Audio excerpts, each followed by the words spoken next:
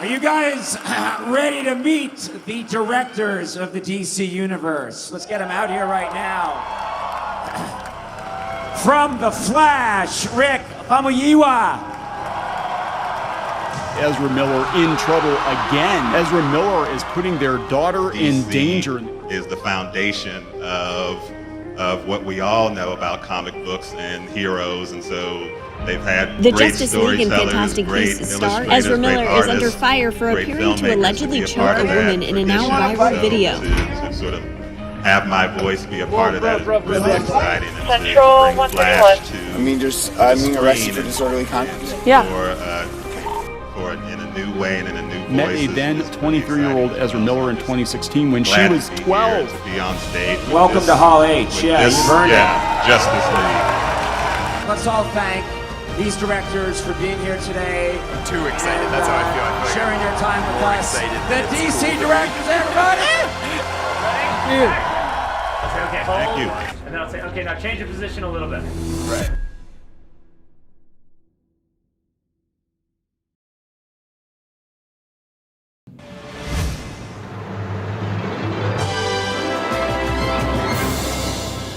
I'm Sasha Pearl Raper, and this is the very first episode of Screen Junkies News. No, there's no time for that. No time for that. We're talking about the fastest man alive and his franchise's big slowdown.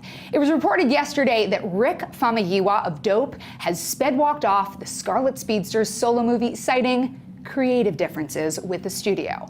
That happens often enough, except he's now the second director to do so. The Flash's own screenwriter, Seth Grahame-Smith, previously of the Criterion Collection's Abraham Lincoln Vampire Hunter, left the project back in April over his own creative differences.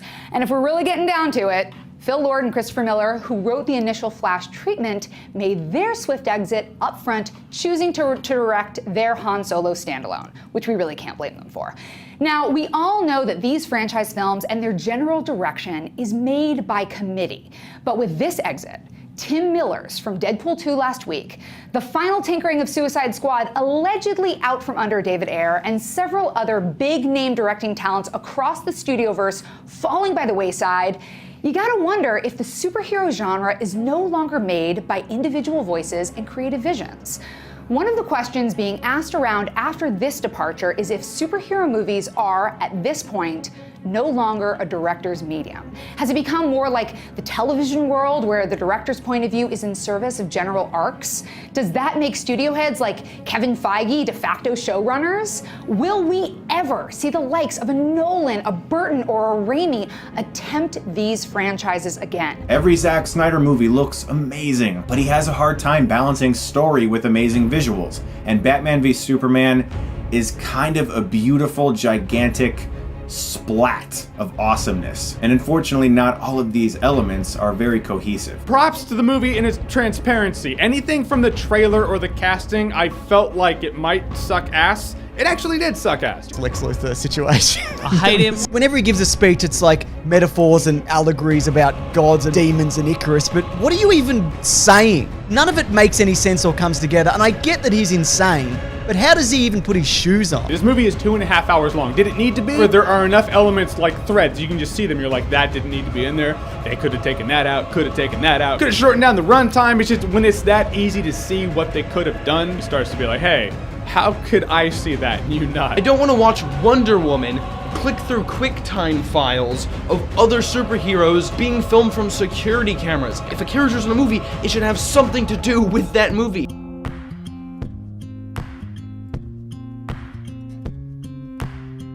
The Flash will erase every movie Snyder has done, including the events of Man of Steel, Batman vs. Superman, and Justice League. If these rumors are true, it means that Ben Affleck's Bruce Wayne / Batman and Henry Cavill's Superman will have been completely removed from the DCEU's continuity. Let's, for the moment, for the sake of argument, say that this report is even marginally true. Okay, just for a moment. Is it really all that crazy? I mean, just in the last little while, DC Comics itself has done not one but two full-on, full-fledged reboots. A lot of times, us fans are crying, be more like the comics. And then they do something like the comics. How dare you do that? But John, you love Henry Cavill as Superman. Yeah, I do, but guess what? If they do use the Flash movie to reset the timeline and start fresh, guess what? My Henry Cavill standee doesn't disappear. It doesn't get Thanos snapped away, and it's still a part of history, even though the DCU continuity gets reset. It's just what they're doing. It all depends on if it's executed well, if they tell a good story, and if they make it make sense. Born in New Jersey? Jersey. Yeah. Super bizarre place. What was bizarre about where? I mean, it's if you look at it aerially, it's like all of these squares, these circular pools, everything looks the same. You know what I mean? There's something bizarre about that, just each square of property being a repetition of the one before it. Kind of a strange phenomenon. Were you the first one in the family that said, I want to get into the acting profession? I remember when I told my dad I was 8, and I was like, Dad, I'm going to be a performer, artist, actor. And I like people that talk to their dads with British accents. Oh, only. Yeah, I'm glad. That means you like me, which is nice. But I remember saying that to him, and him being initially kind of taken aback, but then having a really quickly coming to the conclusion aloud that it's kind of advantageous that you know what you want to do. I mean, you're 8. If you think about it, you've got a significant jump start. And I remember when my dad said that to me, feeling sort of like a mastermind, ha ha ha, the jump start I'll have on all these fools.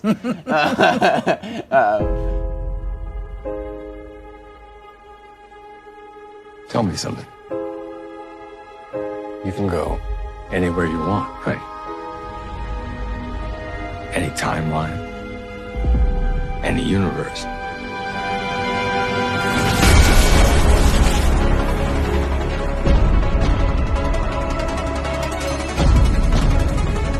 Why do you want to stay and fight to save this one? You changed the future. And you changed the past.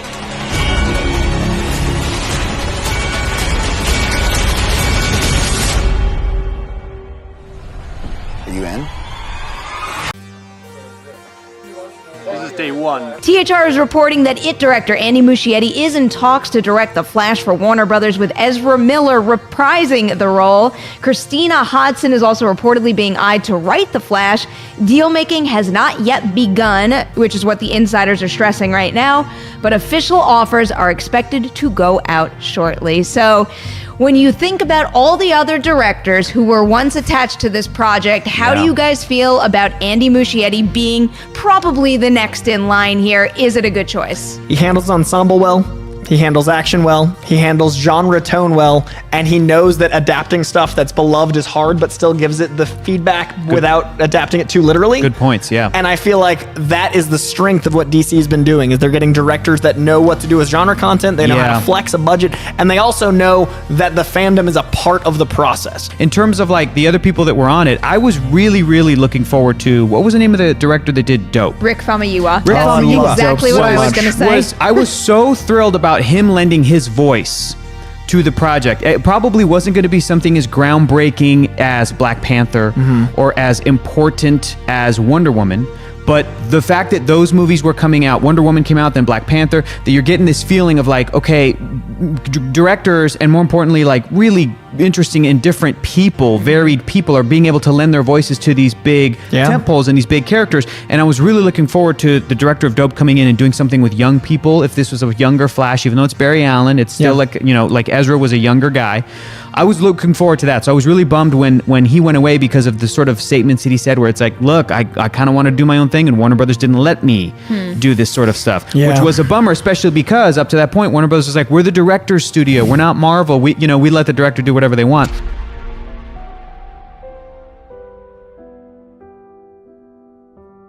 Essentially, what's being said is Ezra just couldn't handle the pressure, that they seemed almost confused, that when it came to starting and stopping production, that Ezra was kind of unsure of the things going on. They saw this, that's why the production lasted longer. That's why there was many problems. The outbursts were kind of getting out of hand, including threats, complete meltdowns, confusion in regards to what was going on, what was being asked of Ezra, and just so much more. One report describes it as frequent meltdowns, almost occurring daily. The good news here is, which could do Ezra favors, is that they weren't violent on set. But outside, that's when things got out of control, and they believe that everything kind of contributed to the buildup. So the public outbursts were pretty much, harbored up, pressure from the set. And now we're starting to understand why the emergency meeting was held, why they're looking at trying to postpone everything or possibly even recast. It's not looking good. And from what I understand, and just by talking to somebody on the side, they said that the PR nightmare that they're looking at for The Flash is almost not worth it if they keep him around. Learn it? Did you want to fight? Is that the deal? Whoa, bro. Fight? The most suspicious thing about it is the fact that Ezra Miller hasn't said anything about it. There's nothing. I don't have a side. I think it was stupid nonetheless. Yeah. It's like, it's dumb. It's incredibly dumb. There's these reports coming out, and you just never know really what to believe anymore because people want to jump in on the conversation of like, he had to be escorted out. He spit on a bartender. He's known to be a very rude individual. I don't know, Ezra Miller. I've never even seen an interview with the guy, if I'm being honest, so I have no idea. But even if you're joking, like, dude, don't do that. Don't do that. Yeah. Don't you know your position in the world at this point? Yeah. Don't you know how bad this could be, like, misconstrued? Even before the whole Me Too movement and all that, this would already be a terrible look. Most of us learned this like in elementary school. Yeah, I know. Like, we all play fight and then go too far and we're like, oh yeah, probably a bad idea. Yeah. Let's address this for a second. Now, to Ray's point, we have heard this tune before, sung by many a crooner, that, oh, blah, blah. As a matter of fact, you know, we just heard it not that long ago. Because, Rob, how long did we hear from a number of legitimate people inside that Marvel felt Eternals may be the best Marvel movie ever, right? That was true. We actually heard that from very legit sources. Yeah, from very, very legit sources that they felt it was like the best Marvel movie ever. So we were kind of ludicrously excited about it. And you and I both like Eternals. I liked it. We like it. It ain't the best Marvel movie, like anybody by a long shot. So when we're hearing things like this, you got to keep in mind that those saying we think it's our best movie, okay, that's that person's opinion. That's that person's thought. Now, quite often, as I pointed out at the beginning, you hear these sorts of reports from BS outlets, like not BS outlets, but subprime outlets, like the John Campea show, a subprime outlet that'll say, oh, we heard that the president thinks it's the greatest thing ever. Really? Who said the president of that studio said that? Guesses, gas station movie reviews.fart. But this is actually coming from Variety. You can actually watch them record that at the gas station. They do it right there as they're doing the squeegee on the windshields. And so, look, do I believe this report that there are those in Warner Brothers that think this Flash movie is one of the best DC movies? I do. I believe that report. Do I buy that it actually is one of the best DC movies ever? I believe somebody in Warner Brothers told Variety that, but just because somebody in Warner Brothers thinks that doesn't mean we're going to think it. But look, you know what I think, right? I think they've got a terrific director on board, right? So we've been talking about him forever. I believe the premise is kind of cool. You got Michael Keaton coming back in. This movie has a lot of things going for it. I remain very optimistic about this movie. I don't necessarily think it's going to be Dark Knight level good, and nor does it need to be. It doesn't need to be that good. But we'll find out. According to a police report filed at the end of March, while Ezra Miller, he became agitated and involved in an altercation with complete strangers after a couple began singing karaoke at a Hawaiian bar known as Margarita Village. Miller was heard shouting obscenities at the couple before grabbing the microphone away from the woman and then lunging at her boyfriend. Now, after the event, Will Miller was arrested and charged on both counts before being released on $500 bail. Now, the incident, it took place the day before the newest Fantastic Beasts movies. It was set to premiere. Most troubling of all, however, might be what happened after. Now, the local couple, they would file a restraining order against Miller, stating that after Miller's arrest, well, the actor tracked them down and burst into the hotel room to threaten them. That's right. Miller reportedly stated at the time, "I will bury you and your slut wife." Now, the restraining order petition also alleges that Miller stole the woman's passport and the man's wallet. That's before he ran off, like the Flash. Now, a judge would grant the restraining order the very next day.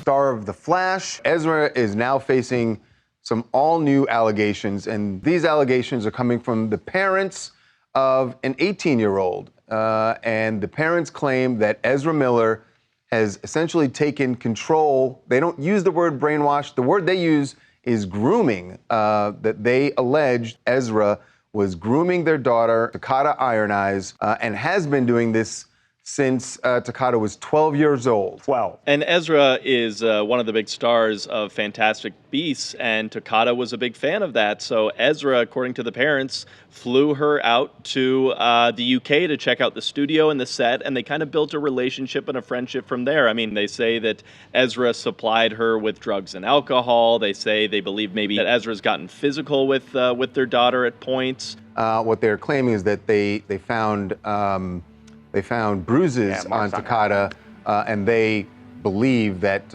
Ezra is responsible for that.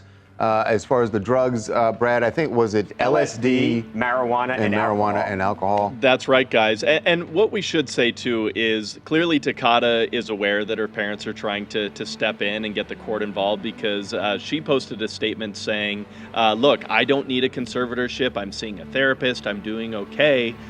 So this has clearly been a battle that's been happening for a while. Now, we want to be clear, they are not, at least in these documents, they have not alleged anything sexual. No.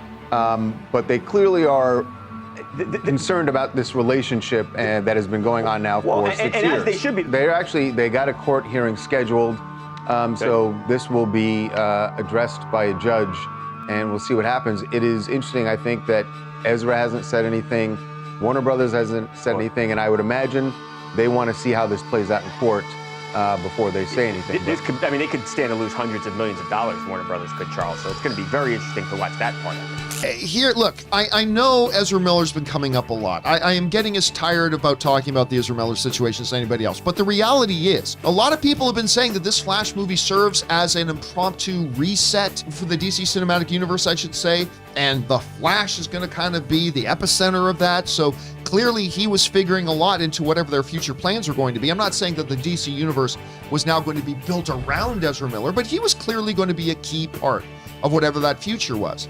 And now they're saying they're putting pause on anything else involving him moving forward. From a PR point of view, he's a walking nightmare that you never knew when to do this. And this is all a result of Warner Brothers failing to do anything about it or address it 2 years ago when that incident happened outside of the bar. He is a talented actor. But the thing is, in this day and age, with the amount of money that these tentpole movies cost, there is no time or inclination to put up with that kind of behavior on a set. And some people just they're not wired to, he's now carrying a 9-figure movie, a movie in the hundreds of millions of dollars. And there are many performers in Hollywood, many, that could front a movie like that and be a complete joy to work with. Now, I understand it's an incredible amount of pressure on anyone, any performer. It could be the most amenable actor in the world. But to have that kind of pressure when you're front and center on a film that costs over $100 million, I don't even know what that's like.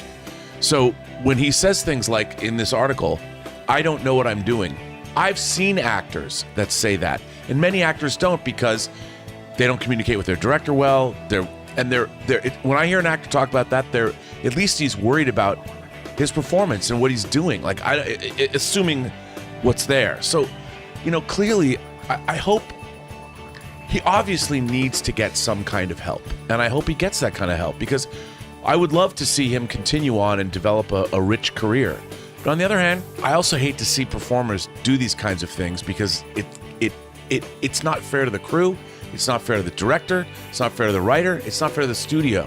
And it's not fair to the other actors. And, it's like what Laurence Olivier told Dustin Hoffman on the set of Marathon Man. Dustin, it's acting.